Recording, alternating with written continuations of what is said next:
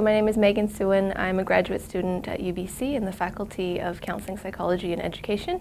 I'm doing a Master's of Arts degree there, and a lot of my research interests so far have been, and the projects that I've been working on have been in immigration and the intersection with immigration and sexual identity or gender identity. So that involves research in binational same-sex immigration, in addition to the experiences of different kinds of service providers as they work to support LGBTQ newcomers. So in terms of settlement, the needs that different kinds of individuals have is going to be determined on the experiences that they've had in their home countries, as well as their experiences that they come across when they land in Canada, when they come to Canada. So for an individual who may be transgender or who may have a kind of non-heterosexual sexual orientation, so someone who may be gay, lesbian, bisexual, asexual even, their settlement needs are going to be different from a straight identified or sexual or heterosexual identified individual. For a person who may be gay, lesbian, bisexual, or even transgender and a mix of those things, they need to be able to feel safe in a new housing area. They need to feel safe in their community as well as in the building that they're residing in.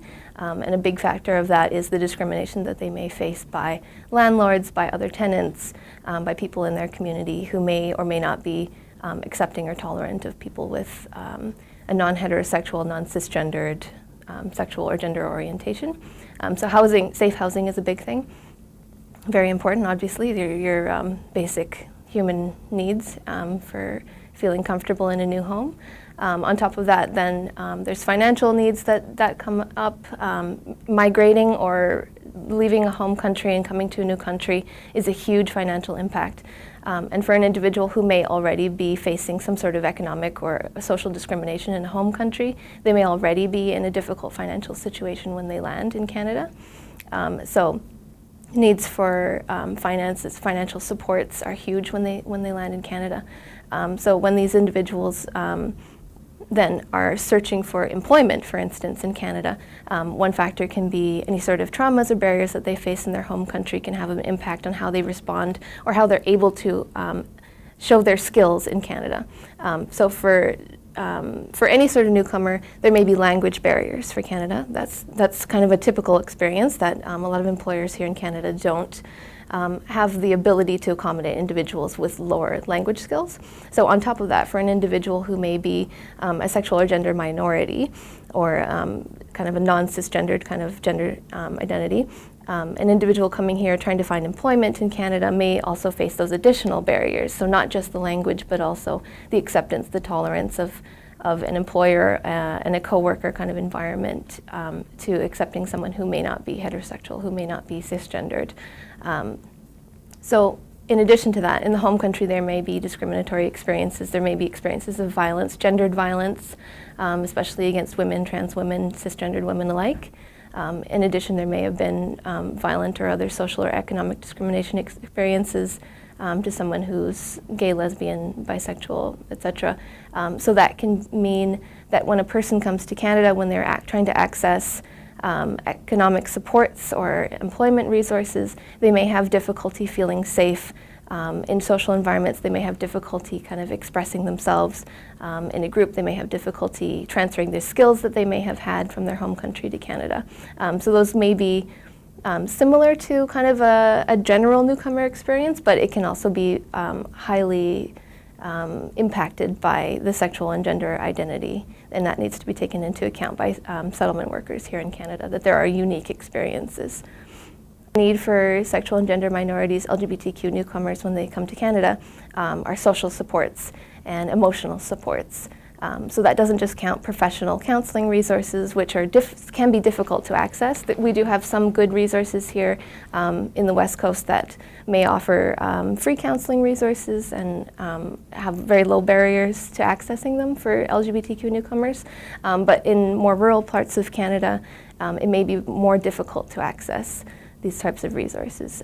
So one of the needs that this population will have with accessing emotional supports, professional emotional supports, is feeling safe and feeling the ability to be open to someone like a counselor or a social worker in order to help with any sort of traumatic experiences that they may have had, and just to get through that cultural transitioning piece, to get through that difference in having to pick up and move from a home country and come here, on top of navigating the whole housing and economic kind of situation. Then that you have that kind of gendered piece, whether or not they feel welcomed by the counselor or the settlement or the social worker.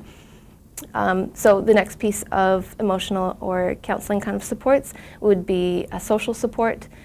So one of the needs for newcomers here, LGBTQ newcomers, is to be able to access social support. So for a lot of individuals, that can be found in communities that have similar home cultures that they may be able to find here in Canada.